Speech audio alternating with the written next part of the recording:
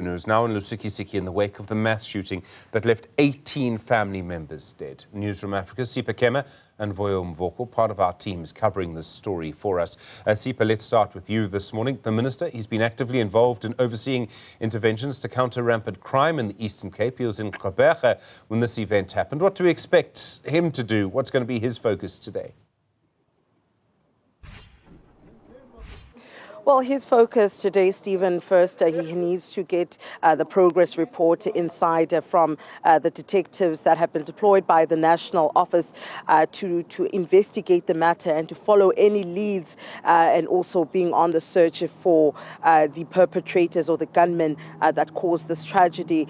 Thereafter, he's going to visit the crime scene and then also visit the family as well as address the community, because this affects the community, and this will be the time of the opportunity. Now, these communities will be able to engage the minister regarding gun violence within Lusikisiki as a whole, not just in Ngobozana. But of course, as you asked, Stephen, what is he expected to do? Now, this is for him to see that, how urgent gun violence and murders are in the rural parts. Now, on Friday, when he was in Gqeberha to sign the cooperative agreement, he had a Q&A session with the journalists. And one of the questions that I asked the minister was the focus on metros is understandable, such as Gqeberha, but however, areas such as Lusikisiki, such as Nqeleni, Toleni, all these rural communities and villages in the Eastern Cape actually have an escalating number of crime. Now, we know that the OR district municipality as a whole, these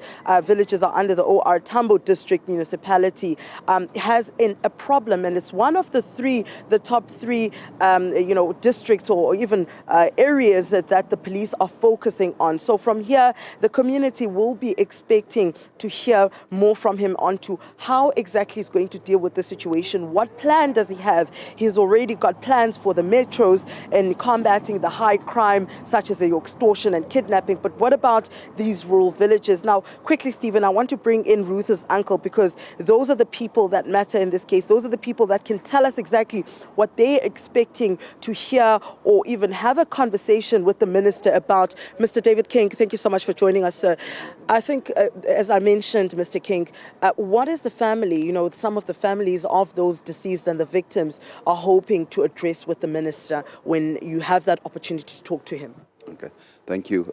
Firstly, let me express my disappointment to the police and how this whole thing is being conducted. We got to know this morning at about 8 o'clock that the minister will be here and he wants a session with us.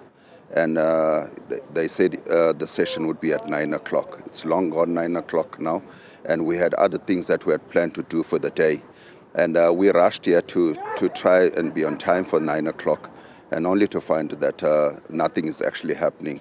But we've just been recently told that even the briefing that we were actually coming for, that was supposed to be at 9 o'clock, apparently that is not going to happen.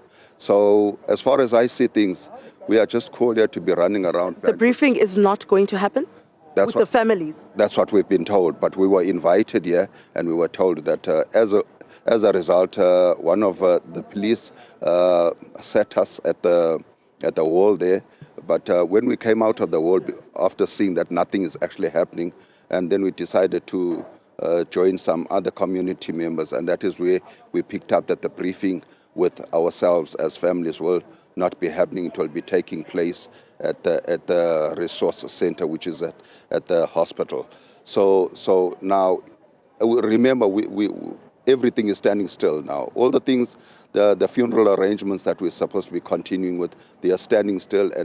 And as far as I see things, this whole matter is just going to be for politicians. Now, Mr. King, you did mention yesterday when we had a conversation that your top priority was to bury Ruth and lay her to rest. That's now, right. But unfortunately, the delays and miscommunication is causing the family, much or extended grief, because you just want to bury Ruth. Now, how far is it? Because you wanted to pull her away from the mass funeral and have your own funeral. Yeah. How far is that with those arrangements? Were you able to have a conversation with officials that are designated with coordinating the mass funerals?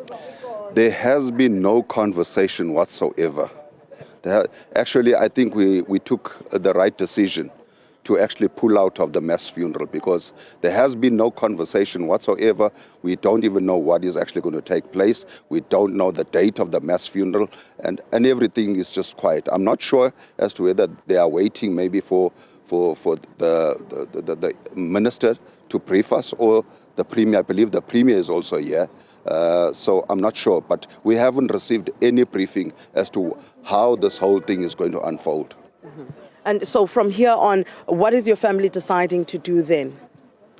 We actually preparing to bury our daughter in the most dignified manner, because we realize that going to allowing her to be buried in a mass funeral won't give the people an opportunity to pay tribute to her as it would have happened if the funeral was just her funeral only, rather than a mass funeral. All right, thank you so much, Mr. King. Hearing Mr. King there, Stephen, of course, giving his concerns, and also as a family representing the King family, Ruth's family. He is Ruth's father's brother, talking on behalf of that family on the decision that they've taken to pull out of the mass funeral, but also saying that there hasn't been much communication with the families regarding the funeral arrangements. But what we did hear from the ward councillor was, even though at first it was said that the municipality was going to coordinate the mass funeral, the provincial government has joined in, and they want to be handling that matter to ensure that those who cannot afford to lay their loved ones to rest, like the Ndleleni family, will be afforded that opportunity to have a dignified burial. Now, I'm looking here and I'm searching for other family members, but I have not yet seen any. But currently it is the King family. We have not seen other family members besides the officials that are here, as well as some of the political heads from within this region that are here currently now. But we do know that also the National Commissioner was supposed to come out and have a conversation with us.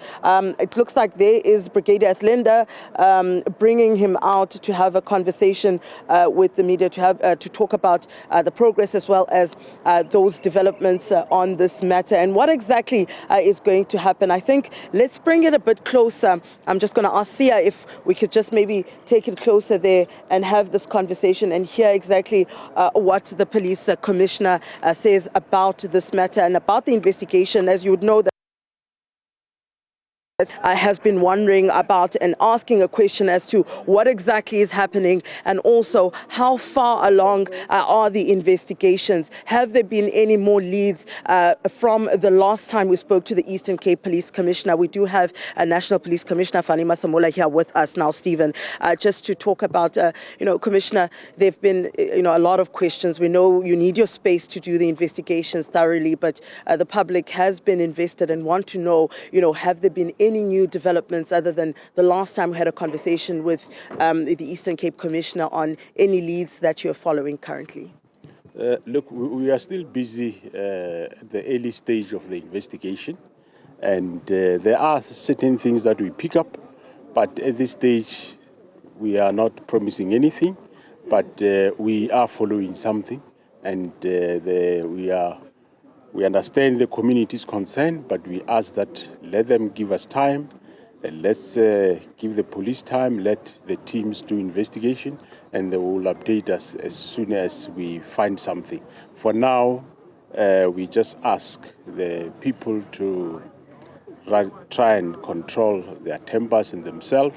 Let's not put pressure on the investigation team, and we are confident about the teams that we have, because they have got all specialities. We have serious and violent crime investigators. We have ballistic experts.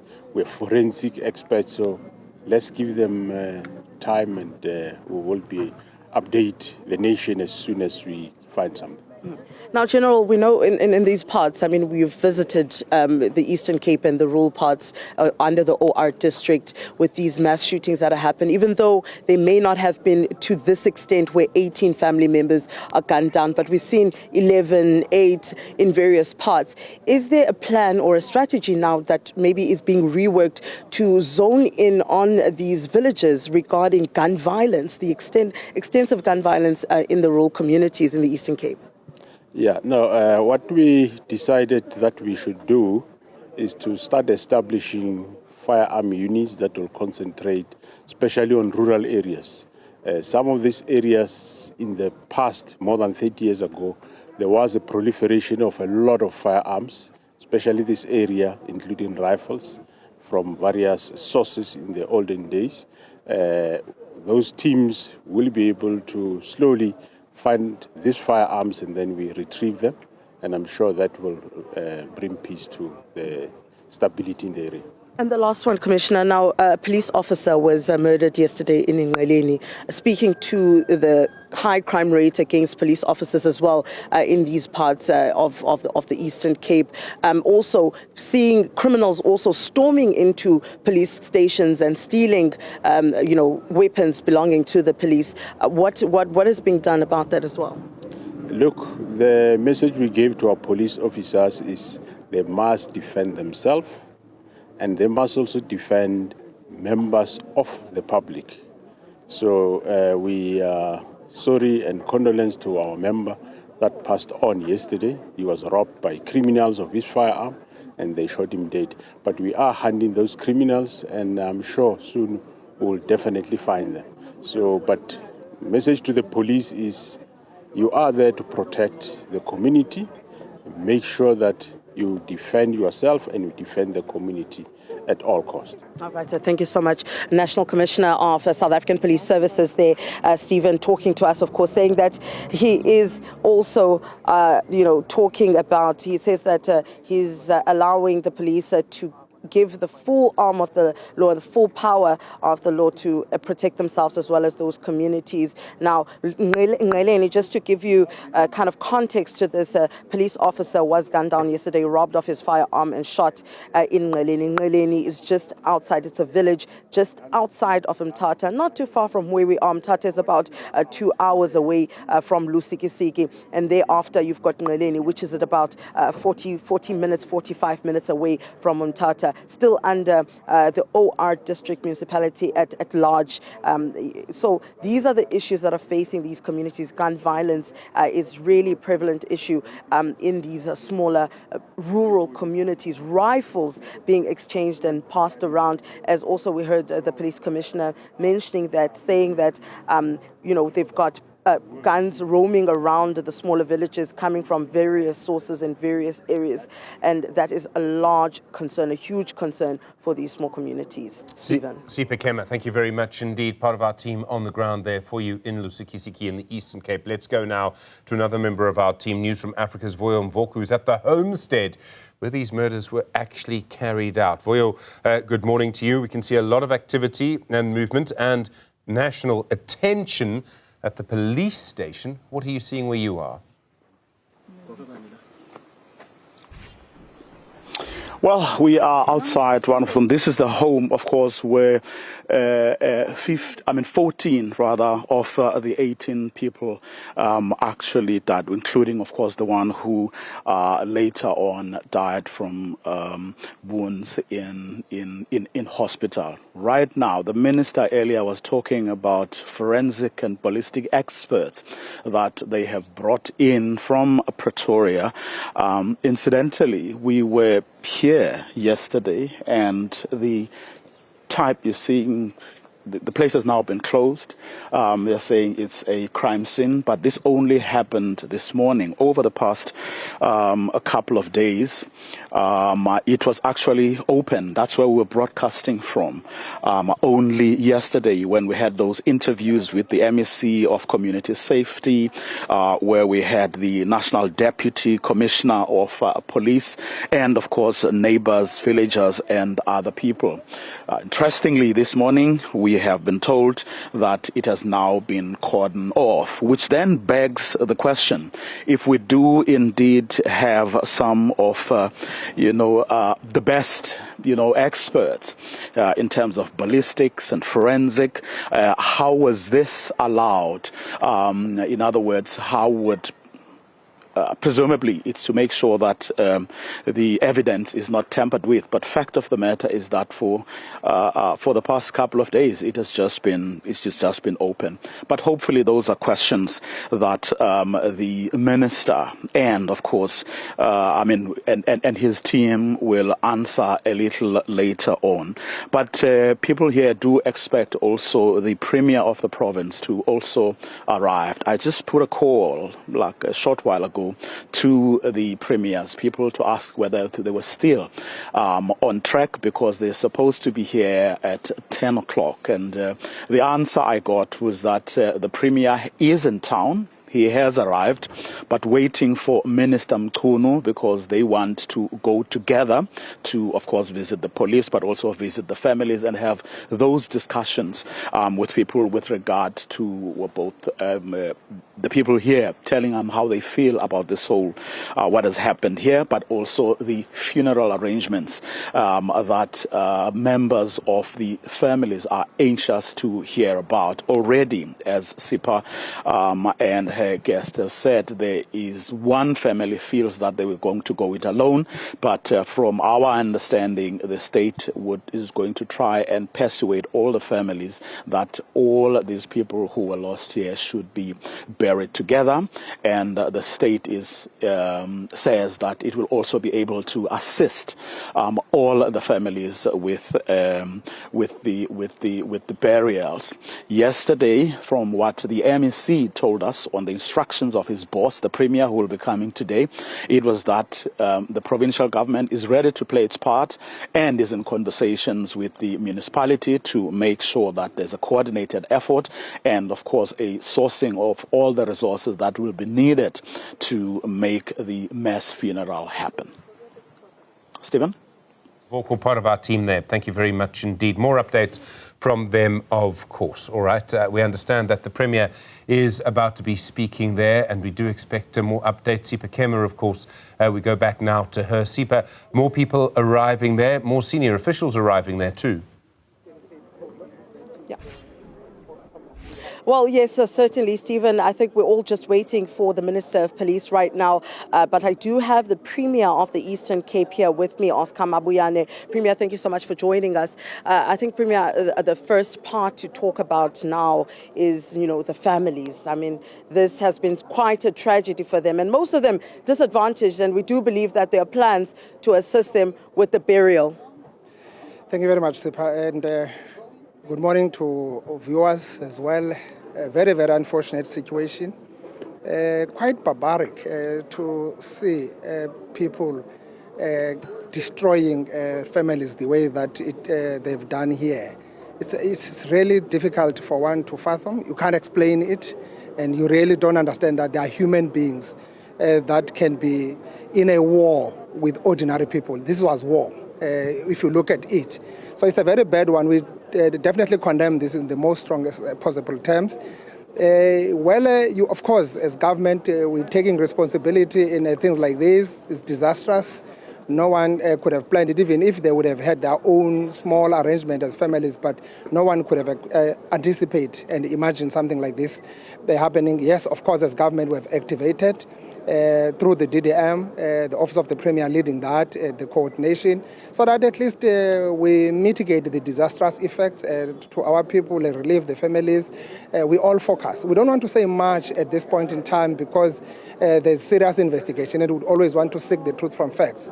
And we believe that police are doing a good job thus far, and we hope that their 72 activation plan will yield very good dividends for us. So we are working with families. We'll also be getting that comprehensive briefing now together with Minister, and we'll be meeting families as well, because in the process we must not undermine that these people are belonging to families. Families have got say. They might not have means, but they've got say. So whatever that we'll be doing, we'll have to do together with them. That's exactly what I was about to ask next, Premier, is that, some family members feel as though there's been a bit of a delay because they, kind of in an urgent rush to bury their loved ones, but also they feel as though there's been no communication yet with them as to what exactly is happening, regarding the mass funeral, the burial, what is going to happen in forms of assistance as well. Now that the Premier's office is taking over, will the briefing be happening with the families? Yes, definitely. After this briefing, we're meeting families. Part of the discussion with families is to get their consent and also how do they feel about the whole. I know mayors and have been interacting with them, MEC, with this indication, what would they prefer as families. I've been briefed that some don't have problems with the mass funeral arrangement. There could be one or two families that have actually wanted the other option. So we are looking at all of those, and we'll have to support all those families to make sure that they are able to give their loved ones a decent send-off in a manner that will be consistent with their rituals. Now, Premier, when it comes to your province, and especially under the OR district, all these villages, it is a huge problem when it comes to gun violence. Just mentioned that now to National Police Commissioner, saying that he as well has been visiting this area with former Police Minister Bheki Cele regarding gun violence in these rural communities. What is it that you think needs to happen to have a turnaround so that there is a change in these communities? Because, the community members are scared. The people are scared now. They're worried about this violence. Is to definitely get rid of the unlicensed firearms. There is this proliferation of firearms, and it's becoming fashionable that everybody must own a firearm, and most of them are illegal. And even those legal ones are now becoming dangerous, because if you are known to have actually owning a firearm, these thugs, young people who are adventurous will come and demand that. You see that happening in the stock theft. It's happening more. So it's a challenge of crime. We are in a rural, vast province where you find police station only in town. Some people must travel more than 20 to 40 kilometers, 50, to get to the nearest police station. So traveling from a police station into the rural area is not also an easy thing. So this calls for a complete review on how we allocate resources in terms of community safety. So definitely things like this, they are actually a wake-up call to begin to say as government, how do we look at this? Yes, we would have been operating like this, where you say a police station must save so number of people, so number of citizens, and in a highly density areas, you will find those people in a very manageable radius. But in a vast areas like this, those people will be scattered all over. Difficult to get such kind of services. But our people have been playing a very crucial role. You remember, the traditional leadership institution has been very critical in terms of maintaining law and order in our communities. This is exactly what we would want to continue happening, and that's why we are able to reach out. That's why at some point we would have introduced some actually mobile police stations that are linked to the traditional leadership, kingdoms and all that. So we want kings, we want traditional leaders, everybody to look after our society, to look after our community. So you need an integrated sort of a community safety plan that mobilizes everyone in the society to make sure that we protect our people. So that's a kind of work that we've been doing, but now we see, as I've said, a lot of things that are happening here that are crime-related, whether it's construction issues, are happening simply because the province is going through what it has never experienced in the past, a massive sort of infrastructure development, schools, hospitals, roads, and all that. So these people who would have been trying their luck elsewhere and also being exposed to criminality, they are able now to see this thing happening, and here they know it's easy to actually do these things and easily run away. And our people are not used to guns, and our people are not really used into a situation of violence. So now we are getting into that. So, but now on awareness programs that we're doing, we're mobilizing everybody to understand township, rural areas, because these thugs are all over. These are our brothers, these are our sisters, these are our sons. So we've got to make sure that we take responsibility in the household. Immediately you see your son. The drug issues is very critical. So it's only people whom I would assume that are using drugs who can easily come in and destroy families like this. It can't really happen in a normal situation with a normal person. These are abnormal people, surely. And I'm happy that police are working hard to ensure that we want them. We want them dead or alive. I would prefer that, because you can't keep thugs like this and you take them to jail, you get them out of jail on a bail, they come back, they continue. Once you kill, it becomes a norm. It becomes, you are accustomed to that. So we want them, dead or alive. Now, Premier, I know you've been talking about calling for the SANDF to come and the army. You mentioned on Friday that, as you're mentioning all these projects happening in the Eastern Cape with billions of rands, construction mafias taking over, trying to stop the progress or trying to stop the road constructions.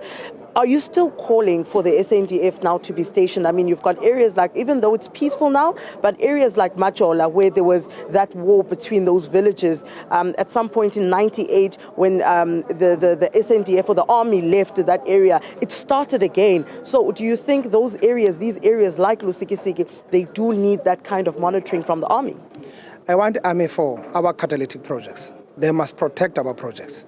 The big multi-billion projects must happen on time, on budget. That's what I say. So we want those to be well looked after. We need to protect our fiscus. So the visibility of soldiers around these areas, remember these areas are vulnerable areas. It's easy for these thugs to run around and hide here. But with no doubt, police are actually showing a lot of capability with more resources being deployed. Thanks to the minister, thanks to the NATCOM and everybody now being here around. Now it is clear to everybody. What I've been saying probably for the last 5 years, that there is something coming up, mushrooming, crime.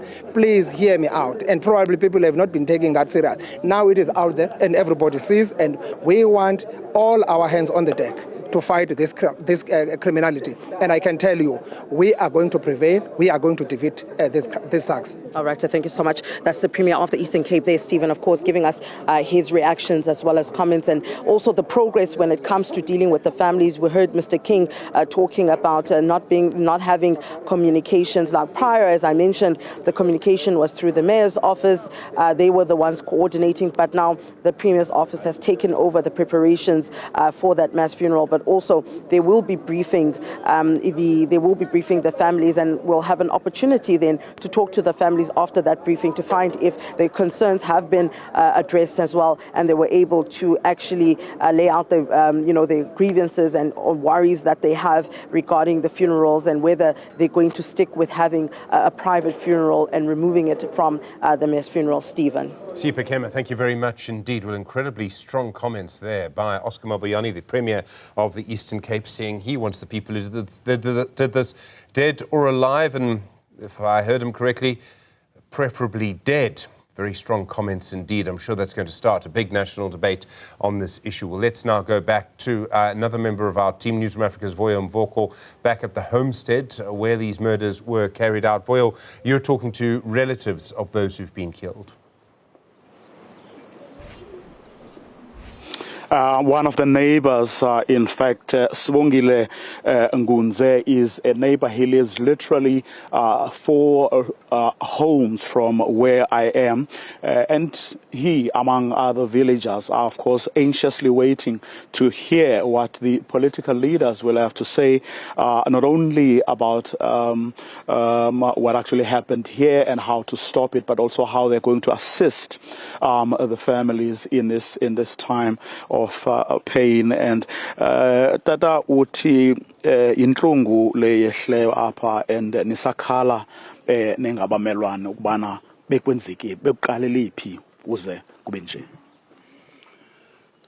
Tasekhaya andinalo ulwazi khona yento yehle ngentsasa yangomgqibelo between 1 and 2. Well, mna ke ngoba ndilele mna ndiyiva lento kuseni pha ko 3-4 ndazofika pha.